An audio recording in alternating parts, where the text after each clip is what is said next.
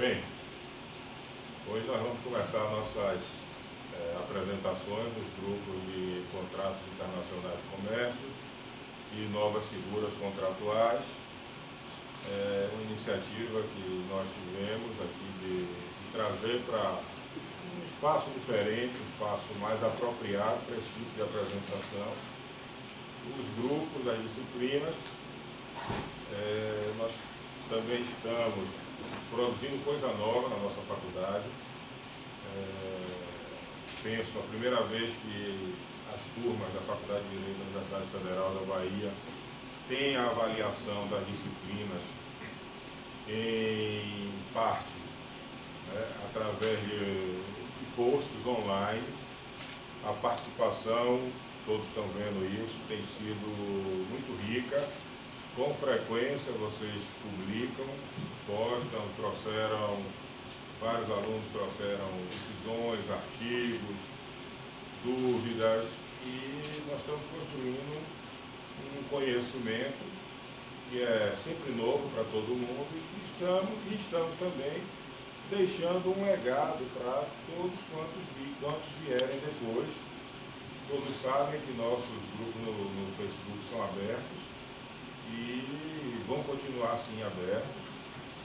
Vão continuar lá todos os posts. As turmas que vierem depois vão se aproveitar disso e terão o desafio de produzir coisas novas com base naquilo que já existe ali. Então, eu estou muito gratificado com o resultado que nós estamos tendo até agora. E acho que para vocês também, sendo uma novidade, é também interessante. Apenas para lembrar, deixar registrado isso, nós combinamos de gravar essas apresentações.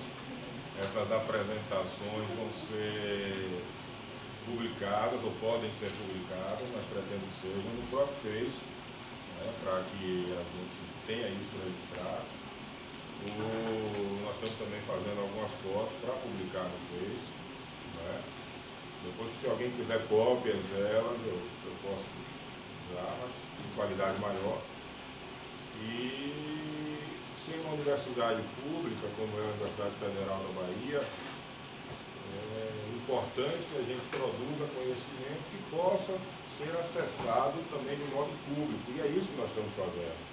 Nós estamos, de alguma maneira, retribuindo à sociedade o que a sociedade tem nos dado, porque estamos num ambiente público, embora a sala de arte do cinema da Universidade Federal da Bahia seja aqui um ambiente, não sei qual contrato que eles têm, mas é um ambiente, um empreendimento privado, num ambiente público, e é cedida gratuitamente para as apresentações. Eu quero agradecer, então, portanto, à sala de arte, por nos ceder o espaço, e acho que, com isso, nós vamos não só inovar, mas vocês vão deixar as marcas de vocês. Todas as outras turmas que vierem verão o trabalho que vocês fizeram, a qualidade do trabalho que vocês fizeram. Isso traz mais responsabilidade, mas também traz o louro de produzir conhecimento, o que é sempre gratificante, embora não sem dor, Então, deixo com vocês agora a apresentação do primeiro trabalho e desejo boa sorte aos grupos. As perguntas devem ser feitas por escrito, ou, se quiser, a partir de agora, postadas no Face, e o grupo terá 24 horas para responder as perguntas. As perguntas, 24 horas não, até a próxima aula. Hoje é quinta, Hoje é dia 3 de maio, do dia 8 de maio, até lá vocês deverão ter respondido todas as indagações que porventura vierem, e será assim com os outros grupos, sempre na aula seguinte. Ok? Vocês também estão livres agora, se quiserem postar a partir de agora, suas impressões também, para a gente fazer dessa apresentação e desses encontros nossos um momento de maior interatividade. Boa sorte ao grupo.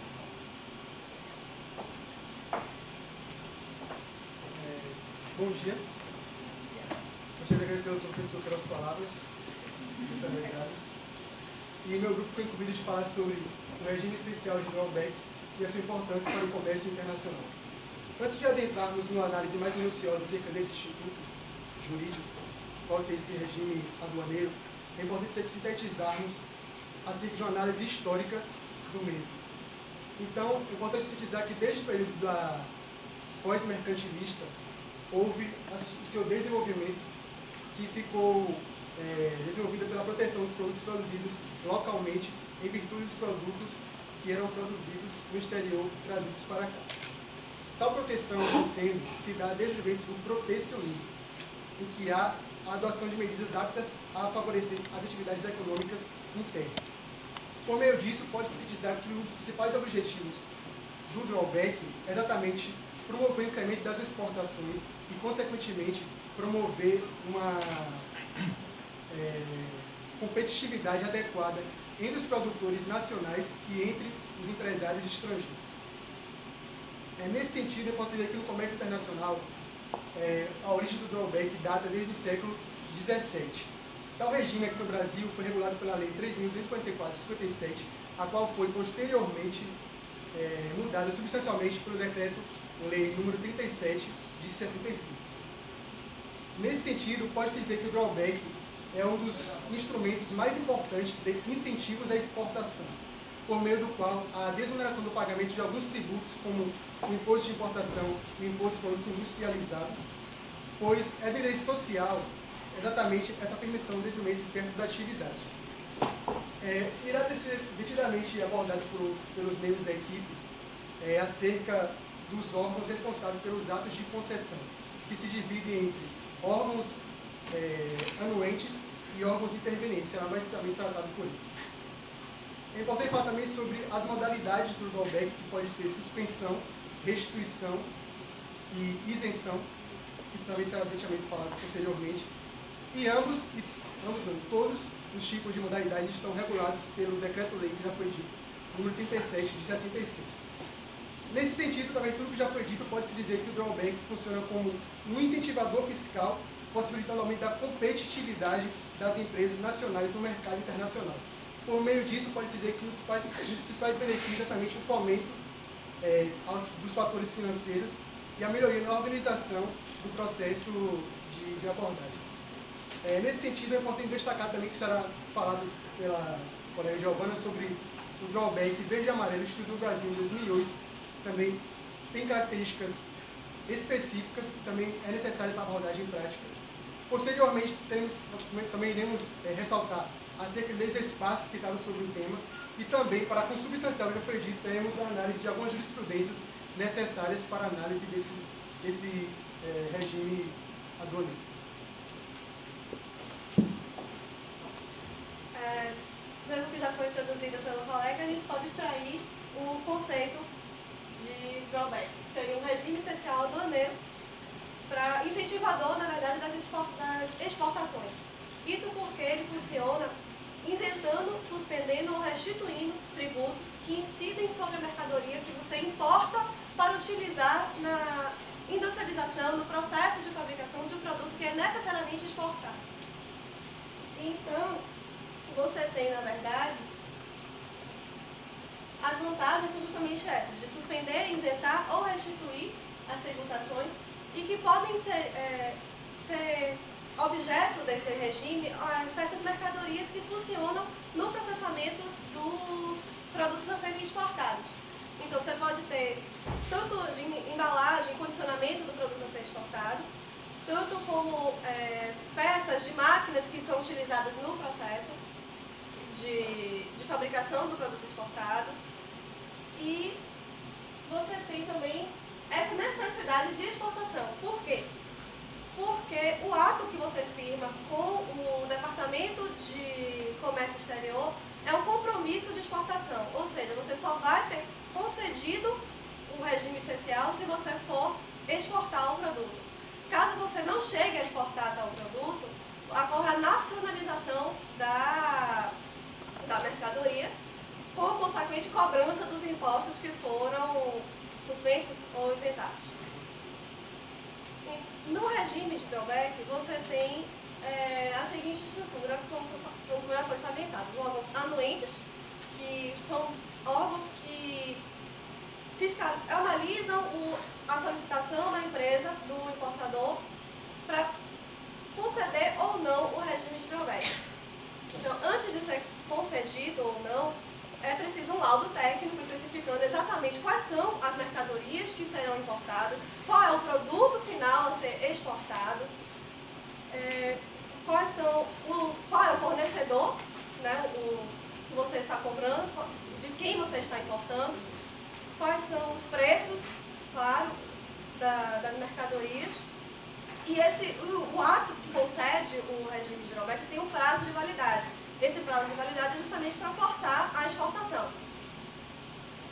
Os órgãos anuentes do regime de drawback, o principal é o DSEX, que é o Departamento de Comércio Exterior, e junto com ele a SESEX, que é a Secretaria de Comércio Exterior.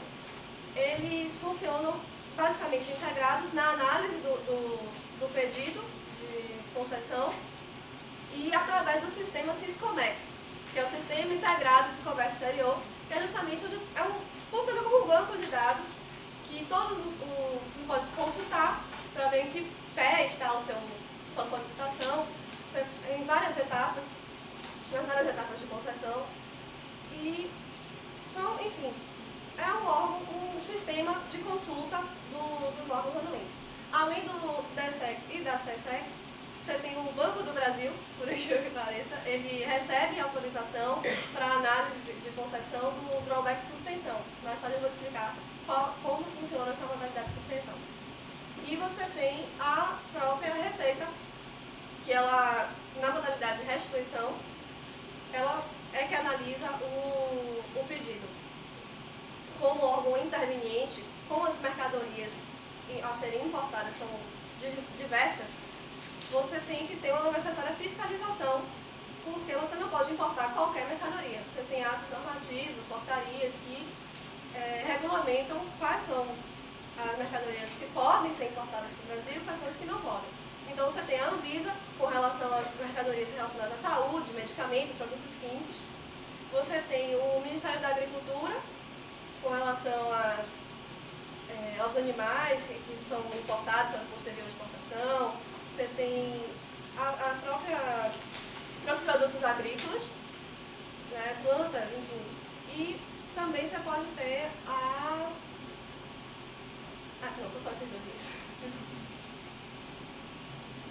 Bom, o drawback no Brasil você tem 3 modalidades básicas, que é a suspensão, a isenção e a restituição. A suspensão, na verdade, a diferença entre essas modalidades está na cronologia do pedido de concessão do drawback, e com relação à restituição está, na verdade, do que vai ser restituído ou não. Na modalidade de suspensão, você pede a concessão do drawback antes de realizar a importação da mercadoria. Então, como é que os pontos em comuns primeiro? Você tem o laudo técnico, como eu já falei, que precisa especificar exatamente quem são os fornecedores, e você tem o pedido na suspensão. Ele será analisado pela SESEX e posterior concessão com os respectivos prazos de validade e tudo mais. Então, assim que concedido o ato concessionário do drawback, você está autorizado a importar mercadorias com a suspensão dos tributos incidentes, que seriam o imposto de importação, o IPI, COFINS, enfim.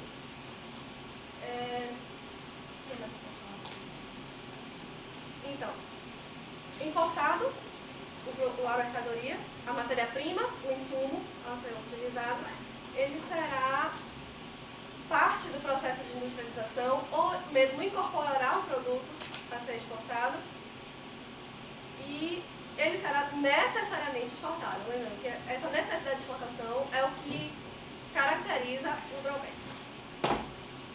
Na modalidade de isenção, a diferença para a suspensão é a sua cronologia. Na isenção, os a solicitação do regime de drawback ele é solicitado após a importação. Ou seja, você importa a mercadoria, processa o produto, exporta o produto e aí entra com pedido na SESEX de concessão do drawback para reposição do seu estoque que foi utilizado. Então, na terceira modalidade, a restituição, cronologicamente é muito parecida com a restituição. Você importa primeiro, exporta depois o produto e, por fim, fará a solicitação. Só que, ao invés de repor as mercadorias do estoque, a Secretaria deve considerar um crédito à importação. Essa modalidade não é muito utilizada no Brasil pela burocracia, pela demora de concessão dos créditos. E também não é muito indicada para empresas que têm produção continuada, estão constantemente importando ou exportando mercadorias. Né? Seria mais interessante para empresas que têm produção descontinuada.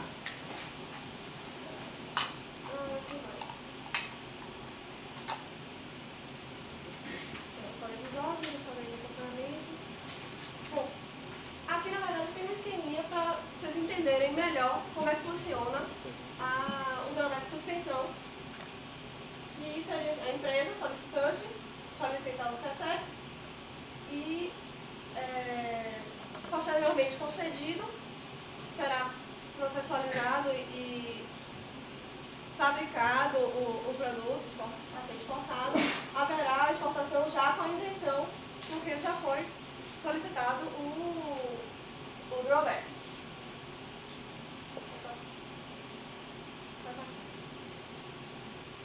E na hora da isenção, também, só o esquema para exemplificar, será toda a industrialização do produto a ser exportado antes da concessão do regime e, posteriormente, haverá a solicitação da isenção para ser reposto o estoque da empresa. Então, dentro dessas modalidades básicas, nós temos essas operações especiais. Porque o drawback, na verdade, ele é muito flexível. Ele se adequa muito fácil às necessidades do exportador. Então, você tem o drawback genérico, que seria aquele, basicamente, a suspensão que você pede antes da industrialização e antes da exportação. O drawback sem cobertura cambial, que é autoexplicativo, ele é concedido sem a cobertura total, parcial, cambial. O drawback intermediário, ele é um pouco mais minucioso. Na verdade, você pode ter o drawback para fornecer peças a empresas que vão exportar. Então, você tem o drawback concedido para a fabricação de peças. Essas peças vão servir a uma empresa B que irá exportar o produto final. O drawback de embarcação, ele é concedido especificamente para peças a serem utilizadas em embarcações no mercado interno. O drawback para fornecer no mercado interno, o drawback verde e amarelo, que o Daniel falou, ele, na verdade, existe aqui no Brasil, é uma modalidade específica que lhe possibilita adquirir mercadorias tanto no mercado local como no mercado externo, para agregar valor ao produto a ser exportado. Então, esse drawback, a especificidade dele, na verdade, é que esse produto importado ou comprado no mercado local tem que ser necessariamente incorporado no produto final exportado. O que diferencia ele do drawback integrado. O drawback integrado é até mais recente, ele também possibilita que você compre a mercadoria no mercado local ou no mercado externo para ser integrado no produto a ser exportado. Mas também você pode não só agregar o insumo ao produto final, como também você pode utilizá-lo apenas no processo de fabricação do produto final. E você tem um drawback específico para produtos agrícolas ou criação de animais. Bom, é basicamente isso.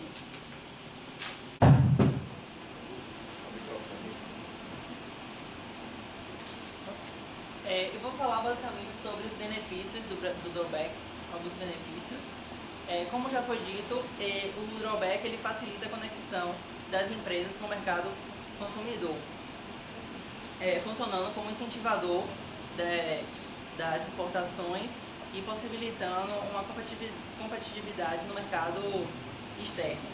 A suspensão e a isenção dos tributos, ela acarreta uma não necessidade de desembolso desse montante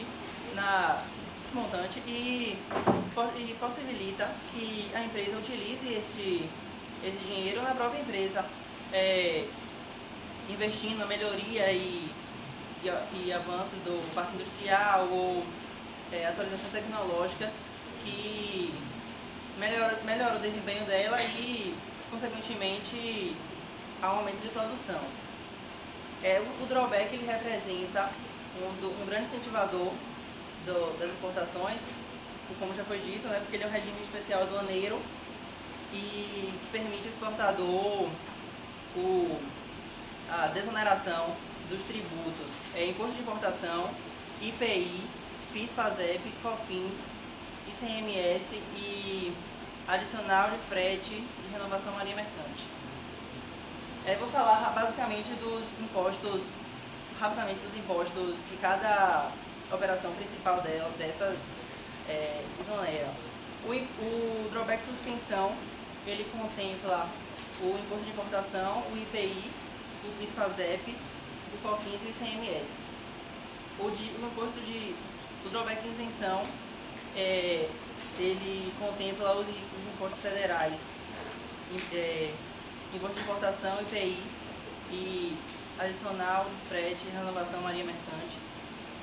E o restituição, ele contempla o imposto de importação e o IPI, que, como já foi dito por Giovana, é o pedido do exportador à Receita Federal da restituição total ou parcial desses impostos que já foram pagos anteriormente.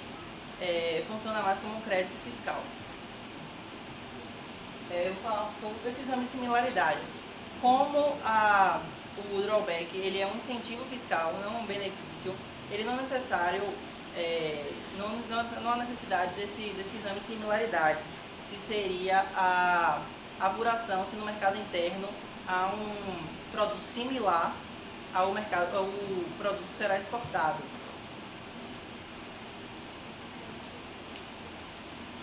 É isso. Aí esse exame de similaridade, ele é essa apuração se o produto nacional, se tem um produto nacional similar a esse produto externo que será importado, mas também tem que se analisar o preço e qualidade e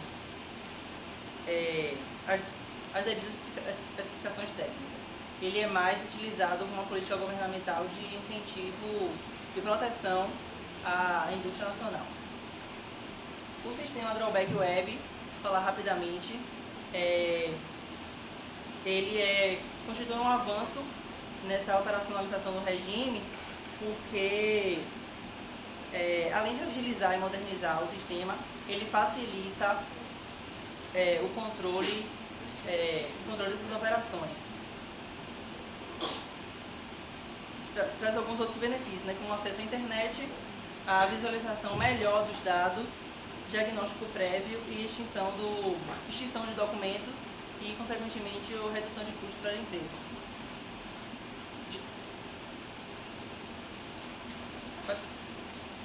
Eu vou falar rapidamente também dessa legislação, que, como o Daniel falou, ele surgiu com o Decreto-Lei número 37 de 66 e ele é regulamentado por essa portaria número 25 de 2008. Também existe a portaria número 23 de 2011 e ela consolidou as normas e procedimentos relacionados ao regime. Agora essa portaria está passando por uma modificação. Foi editada uma portaria muito recente, foi de 5 de abril de 2012, que é a número 13, que ela busca uma consulta pública com os atores do comércio exterior sobre as modificações no tratamento e regulamentação administrativa desse regime, principalmente referente à concessão desse regime. Aí, o que será extraído dessa consulta, que se tornará uma portaria e modificará essa número 23.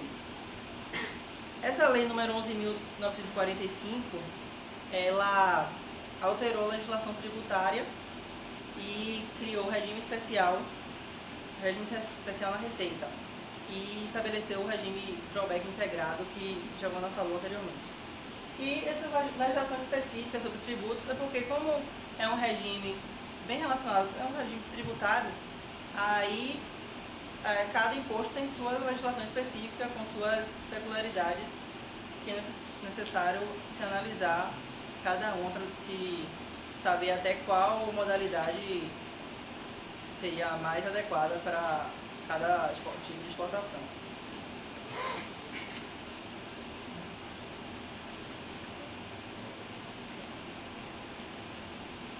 Bom, agora eu vou falar um pouquinho da jurisprudência acerca do regime drawback.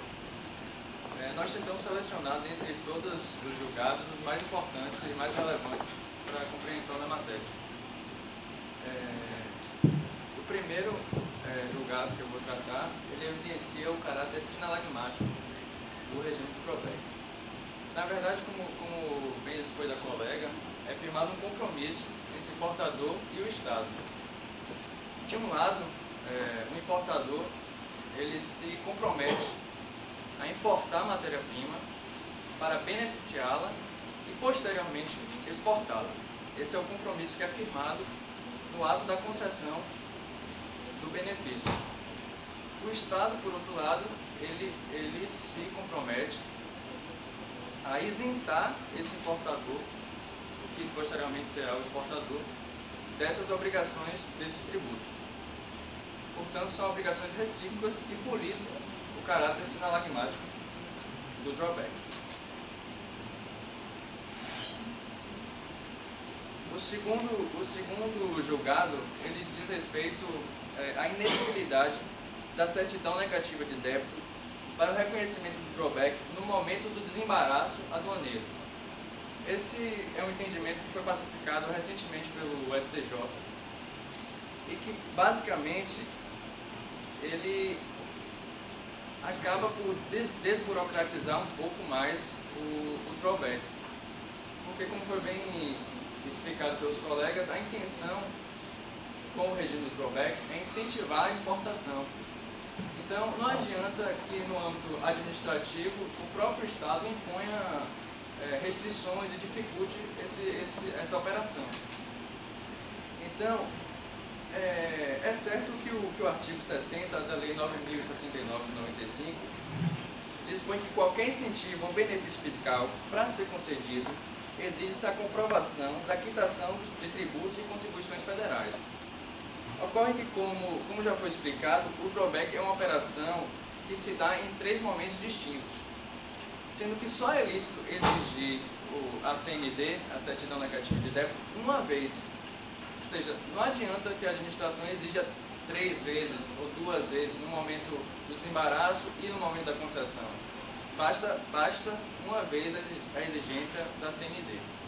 E foi esse entendimento que foi pacificado, que já é um avanço para desburocratizar essa operação. O terceiro julgado, ele retrata o princípio da fungibilidade ou o princípio da equivalência. A jurisprudência ela assinala a desnecessidade da identidade física entre a mercadoria que é importada e a que é posteriormente exportada no produto final, para que seja fruído o regime do drawback. Ou seja, o importador ele pode se utilizar da matéria-prima nacional desde que ela seja equivalente e desde que seja cumprida a finalidade do Instituto. Ou seja, se eu vou exportar celulose, que é o exemplo exatamente do julgado, eu posso me utilizar de soda cáustica que eu importo e a soda cáustica que é similar ou equivalente nacional e estará cumprindo com a finalidade do Instituto, que é justamente desonerar as exportações e fomentar a balança comercial. E por isso essa identidade física das matérias-primas é deixada um pouco de lado, até em prol da própria finalidade do Instituto. O que já é um outro avanço também, que já de muito tempo há essa discussão na jurisprudência. Então, só para evidenciar mais uma vez, não caracterizaria descumprimento do drawback em quaisquer de suas modalidades o fato de o beneficiário eventualmente utilizar insumos adquiridos no mercado interno no lugar de insumos importados para fabricar o produto acabado a ser exportado, desde que o volume exportado seja atendido, ou seja, a importância está na exportação. É sempre importante focar na exportação. O quarto julgado é um julgado que é importante ressaltar, mas que é um pouquinho menos importante do que os outros. Ele diz que a taxa de classificação de produto vegetal não incide sobre aqueles produtos importados de origem vegetal que tenham a finalidade de ser exportados, ou seja, que farão parte da operação de drawback. Porque essa taxa de classificação de produto vegetal ela incide sobre produtos vegetais que têm a destinação, a comercialização no mercado interno. Ou seja, não faria sentido incidir essa taxa para aquele produto que vai entrar no mercado, não vai entrar no mercado interno, pois será exportado. E o último julgado, ele diz respeito à quebra do compromisso de reexportação. Eu acho que os colegas já evidenciaram, mas eu vou deixar um pouquinho mais claro. No ato concessório é firmado um compromisso de reexportar, como eu disse no primeiro julgado. Então, no momento em que há a entrada do produto, há o fato gerador e a incidência do imposto de importação e do IPI. Então, há a suspensão da exigibilidade desses tributos, até que haja a efetiva comprovação da exportação nos moldes acordados. Ou seja, se não houver a exportação, ou seja, se descumpridas as condições, esses tributos tornam-se novamente exigíveis, independentemente do lançamento, que é a formação, a constituição formal do crédito. Ou seja, não precisa haver essa constituição formal do crédito, há um lançamento automático. Então, a não exportação da mercadoria, ela gera para o importador a obrigação de pagá-los, inclusive com os acréscimos legais. Ou seja, se há previsão de multa, incidirá a multa também. Então, é basicamente isso.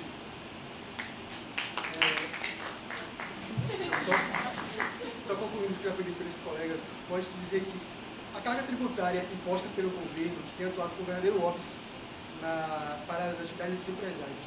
Neste sentido, é com o Decreto-Lei 37 de 66 que vai surgir exatamente essa possibilidade de benefício fiscal, que vai haver a minoração das taxas dos custos da produção dos produtos, combinado com o aumento da competitividade dessas empresas nacionais com as empresas estrangeiras. Nesse sentido, é inegável dizer que há uma incrível correlação entre o regime aduaneiro do drawback com o comércio exterior, sendo que ambos estão lado a lado sempre. Através do que já foi dito, por ser um instituto que exige verdadeiras formalidades quanto à sua concessão, tem-se entendido que há uma dificuldade nesse ato concessionário. Nesse sentido, poderíamos mostrar aqui algumas soluções viáveis, que seria exatamente a redução dessas formalidades. Porém, deve-se também levar-se em conta que essa diminuição das exigências, essa flexibilização poderia acabar fazendo com que esse drawback fosse passível de fraudes e consequentes sonegações por parte daqueles que se beneficiam com esse regime aduaneiro. Obrigado.